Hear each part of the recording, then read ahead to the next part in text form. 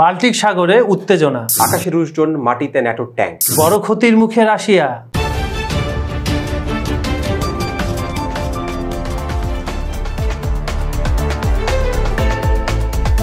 সুপ্রিয় দর্শক, বিশ্ব সংযোগে আপনাদের স্বাগতম। কেমন আছেন আপনারা? নিশ্চয়ই ভালো, আমরাও ভালো আছি। আপনাদের সঙ্গে আজকে স্টুডিওতে রয়েছি আমি কাজল হায়দার, আর আমার সঙ্গে রয়েছেন সিনিয়র সাংবাদিক প্রবীর বড়ুয়া চৌধুরী। প্রবীর দা, বিশ্ব সংযোগে দর্শক এবং আমার পক্ষ থেকে আপনাকে স্বাগত জানাচ্ছি। ধন্যবাদ কাজল ভাই আমাকে আমন্ত্রণ জানানোর জন্য। দর্শকরা প্রবীর দা আমাদের খুব অভিযোগ জানাচ্ছে, তাদের কমেন্ট আমরা পড়ছি না, প্রচুর কমেন্ট আসছে, এতে আমরা খুবই আপ্লুত। আপনাদের প্রতি ভালোবাসা নিরন্তর থাকলো, কারণ হচ্ছে আমাদের অনুষ্ঠানটা আসলে আপনাদের জন্য, আপনারা দেখছেন, কমেন্ট করছেন। তা আমাদের হয় কি, আমাদের একটা নির্দিষ্ট সময় থাকে, তা আমরা চেষ্টা করব যতগুলো পড়া সম্ভব এই সময়ের মধ্যে আমরা আপনাদের কমেন্টগুলো পড়বো। আমরা কমেন্টে চলে একজন কদিন কালকে দেখলাম খুব আগ্রহ করে বলছে আর একটু বেশি যদি কমেন্ট পড়া যায়। আচ্ছা, আমরা সেই চেষ্টাই করব। আমাদের এক দর্শক, নাম হচ্ছে সিদ্দিকুল্লাহ, উনি বলছেন আমার মতে হচ্ছে ন্যাটো হচ্ছে সামরিক সাম্রাজ্যবাদী শক্তি।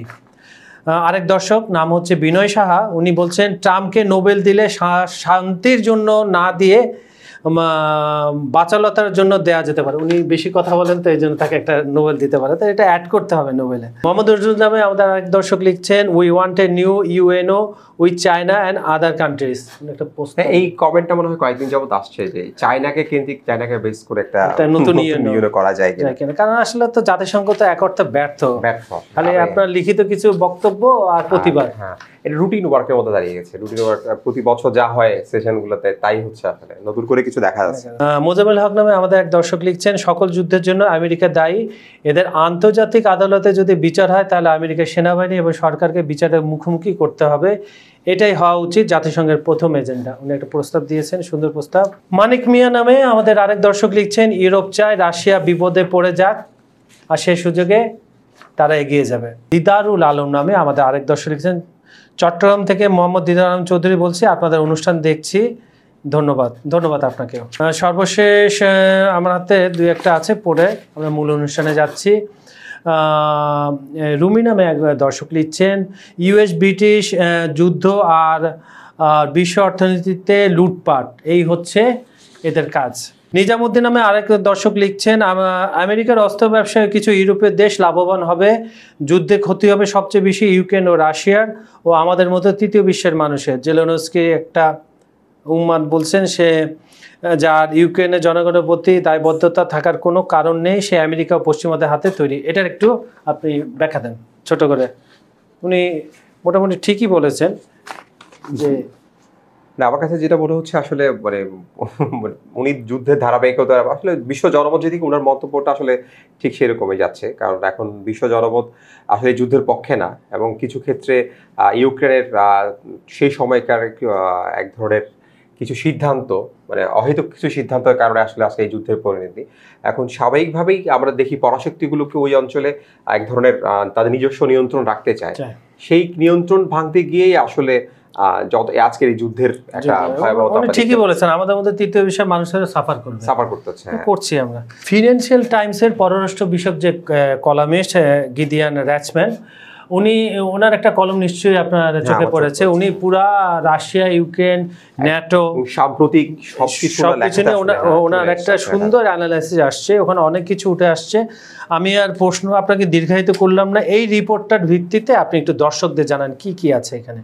আসলে গত কয়েকদিন, কখন অগাস্টের শেষ দিক থেকে, আলাস্কা বৈঠক ব্যর্থ যখন আমরা বুঝতে পারছি, তখন থেকে আসলে রাশিয়ার এক একটি চাল বা এক একটি কৌশল, যুদ্ধ কৌশল, সেই কৌশলগুলো আসলে নতুন করে দেখাচ্ছে। এবং আমাদের কাছে, সবার কাছে এটা এখন পরিষ্কার, তখন হয়তো অনেক কিছু পরিষ্কার ছিল না, এখন পরিষ্কার পুতিন আসলে নতুন নতুন ট্র্যাপ তৈরি করছেন। আমার কাছে যেটা মনে হচ্ছে সেই ট্র্যাপটার বিষয়ে আসলে এই লেখাটিতে ওনার যে লেখার কলমটা এসছে, সেই কলমটিতে আসলে একদম পরিষ্কারভাবে বলেছেন যে ফাঁদটা যে পুতিন তৈরি করছেন, সেই ফাঁদে আসলে এক ধরনের বলা চলে এই ইউক্রেনের মিত্র বাহিনী বা মিত্র যারা আছে তারা সেই ফাঁদে পা দিচ্ছেন। এবং স্বয়ং ওখানে উনি এক কথা বলতে গেলে ইউএসএ কেও আসলে এই ফাঁদে পা দিতেছেন। উনি বলছেন যে পুতিনের এই ট্র্যাপটা সম্পূর্ণ সাথে জুয়া খেলা দিয়ে উনি জুয়া খেলা দিয়ে আমরা জুয়া খেলায় বিভিন্ন ধরনের ফাঁদ তৈরি করি না, ঠিক সেই টাইপে যুদ্ধক্ষেত্রে একই রকম একটা ফাঁদ তৈরি করেছে। এখন বিষয়টা হচ্ছে এরকম যে উনি কীরকম ফাঁদ এটা, মানে আপনি যদি লেখাটার সাথে এবং সাম্প্রতিক ঘটনাগুলো আমরা মেলাতে তাহলে দেখতে যাব যে ফাঁদটা হচ্ছে এরকম যে উনি একজনকে টোকা দিচ্ছেন, রেসপন্স কি আসে তারপরে যে ওই পরবর্তী আরেকটা প্রতিক্রিয়া দিচ্ছে, তোমাকে আমি টোকা দিলাম, তুমি এর প্রতিক্রিয়া আমাকে কি দাও, এর পরবর্তী আমার কৌশল সেটা। ঠিক এইভাবেই কিন্তু পুতিন আছে। এবং আপনি দেখেন এই ইউক্রেনের সাথে তার যুদ্ধর বিরতির যেই ধাপগুলো সে মানে হচ্ছে না এরপরে করলো কি, এই শাস্তি করে পোল্যান্ডকে টোকা দিল, রেসপন্স করলো, হ্যাঁ কয়েকটা ড্রোন পাঠিয়ে দিল, তারপর এস্তোনিয়ার আকাশে ফাইটার পাঠিয়ে দিল। এই যে ন্যাটোভুক্ত দেশগুলোকে উনি মোটামুটি একটা ছোট ছোট টোকা দিয়ে যাচ্ছে এবং তাদেরকে একটা জুয়া খেলা একটা ফাঁদে ফেলছে যে আসো তুমি আমাকে কি দাও, তারপর দেন আমি কি দেয়। এই যে তার এই যে কৌশল, এই যে এক ধরনের ফাঁদ তৈরি করা, এই ফাঁদের মধ্যে কিন্তু ন্যাটো মিশে যাচ্ছে। এবং এইটা শুধু ফাঁদ না, আমি আমাকে ওনার লেখা থেকে আরেকটা জিনিস আমি যেটা বুঝতে পারলাম, আসলে পুতিন বুঝতে যাচ্ছেন ন্যাটোর আসলে ডেপথটা কোন জায়গায়। ন্যাটোর আসলে এই দেশগুলোর এই যে তার 32টা দেশের মধ্যে কি ধরনের আপনার আছে, মানে এই 32টা দেশের মধ্যে ন্যাটোর সম্পর্কটা কি। আমরা কিন্তু একটা জিনিস জানি যে ন্যাটোর অন্তর্ভুক্ত দেশগুলোর মধ্যে অনেক সমস্যা আছে, সীমাবদ্ধতা আছে, যে স্বাভাবিক প্রতিবেশী দেশ যাতে হোক, কাছাকাছি দেশ, একই বলয়ের মধ্যে অনেক ধরনের মতপার্থক্য থাকে। হ্যাঁ, সেই জায়গাটায় পুতিন আসলে বে করতে চাচ্ছে। এবং পুতিন কিন্তু আরেকটা জিনিস এখানে এই লেখাতেই রয়েছে যে পুতিন কিন্তু আরেকটা জিনিস আরেকটা জিনিস এখানে পরিষ্কার করতে চাচ্ছে যে ওর শক্তিমত্তা দেখানোর সাথে সাথে ন্যাটোর যে দুর্বলতা সেটা দেখাচ্ছে এবং দেখাচ্ছে যে আর্টিকেল 5, যে এই তথাকথিত আর্টিকেল 5 ন্যাটোর, যেটা দিয়ে ন্যাটো তার সবকিছু নিয়ন্ত্রণ, তখন যুদ্ধ শুরু হওয়ার যুদ্ধ প্রাককালে নিয়ন্ত্রণের যে বিষয়টি তুলে ধরেছে সেটা যে আসলে অকার্যকর সেটা প্রমাণ করতে চাইছে। আমাদের এই লেখা তো আসছে এবং পুতিন এভাবে দেখাচ্ছে, দেখো আমি তোমাকে অ্যাটাক করছি, তোমাকে করছি, তোমার যে আর্টিকেল 5 ন্যাটোর আর্টিকেল 5 এটা হওয়ার কথা ছিল, কিন্তু এটা হচ্ছে না।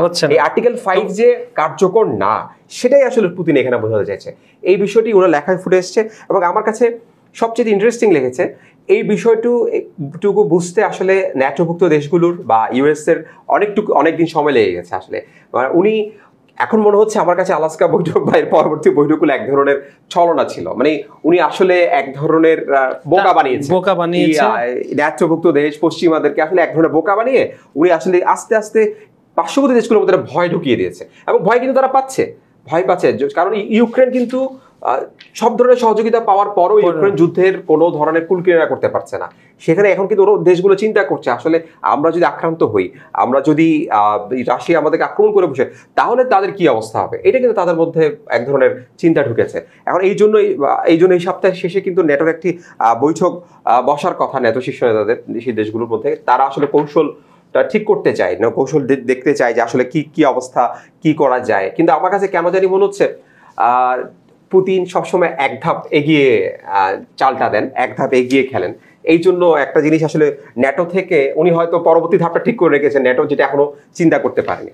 আপনার স্বৈরচার বলেন বা যাই আপনি বলেন, 32টা দেশ কোনো একটা বড় সিদ্ধান্ত নিতে গেলে ওদের অনেক সময় লেগে যায়, নিজেদের মধ্যে মতবিরোধ থাকে, তারপর কেউ বা ওইটার সাপোর্টে থাকে না। কিন্তু রাশিয়ার ক্ষেত্রে তো সেটা না, রাশিয়ার ক্ষেত্রে পুতিন যা বলবে।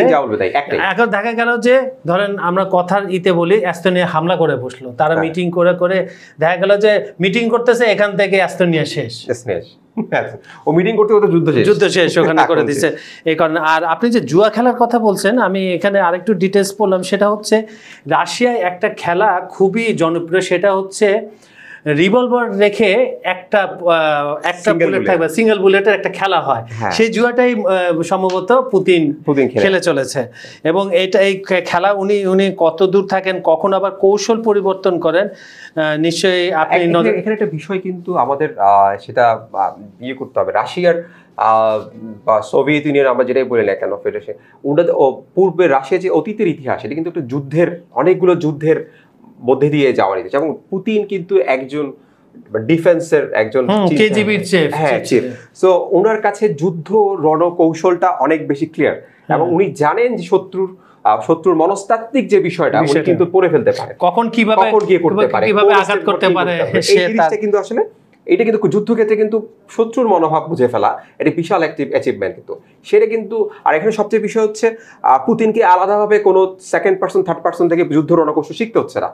উনি নিজেই কিন্তু জানেন যে ওনার আসলে কি ধরনের এই মুহূর্তে রণকৌশল নেওয়া উচিত, কিভাবে প্রতিপক্ষকে চাপে ফেলা উচিত, কোন বুদ্ধিতে গিয়ে প্রতিপক্ষের মধ্যে মনস্তাত্ত্বিকভাবে ওই জায়গাটা উনি জিতে আসবেন সেই জায়গাটা। এখানে কিন্তু এখনো পর্যন্ত কূটনীতিক জায়গায় যুদ্ধটা বেশি হচ্ছে, যতটা মাঠে তো হচ্ছে ইউক্রেনের সাথে, যে কিন্তু অন্যান্য এই যে কূটনীতিক সাথে যেটা হচ্ছে সেটা কূটনৈতিক পর্যায়ে হচ্ছে এখনো পর্যন্ত। সেখানে কিন্তু সেটাও কিন্তু পুতিনের একটা বুদ্ধিভিত্তিক মোটামুটি আপনি ওই যে টম এন্ড জেরির মতো খেলা খেলছেন একদম। যদি আমরা কথা বলি, ঠিক আছে, আমরা এই পুতিনের রাশিয়ার রণকৌশল আরো কি কি ভবিষ্যতে হতে পারে, ন্যাটোর কি সিদ্ধান্ত হতে পারে, ন্যাটোর যেহেতু একটা বৈঠক আছে খুবই গুরুত্বপূর্ণ বৈঠক, তারা কি সিদ্ধান্ত নেয় সেটার উপরে আমরা নজর রাখছি, সেটা নিয়ে আমরা একটা এপিসোড করব।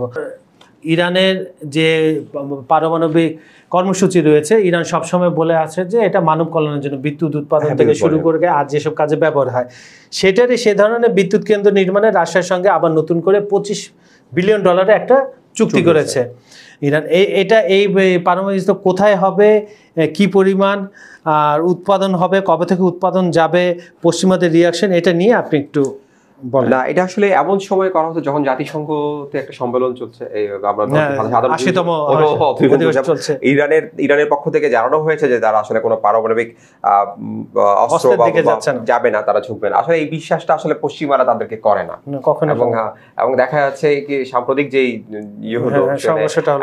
আক্রমণটাও কিন্তু তাদের পারমাণবিক যে ইয়েটার মধ্যে মার্কিন যুক্তরাষ্ট্রের B2 বিমান এখন এখানে আসলে একটা বিতর্ক আছে এবং ইরান নিজেও যদিও বলছে যে তারা এটা করছে না, কিন্তু আসলে পশ্চিমা এটা বিশ্বাস করে না। এখন বিষয়টা হচ্ছে এটা একদম যেটা আমরা রিপোর্টটা থেকে দেখলাম সেটা হচ্ছে একদম তৃতীয় প্রজন্মে, যেটা থার্ড জেনারেশনে, যে খুব শক্তিশালী বিষয়, শক্তিশালী এটার এই পারমাণবিক চুলি, এইসব চুলি থেকে তারা বলছে বিদ্যুৎ উৎপাদনের জন্য এগুলো করছে। আর ইরানের যে এখন বুশরা শহরে যেটা আছে পারমাণবিক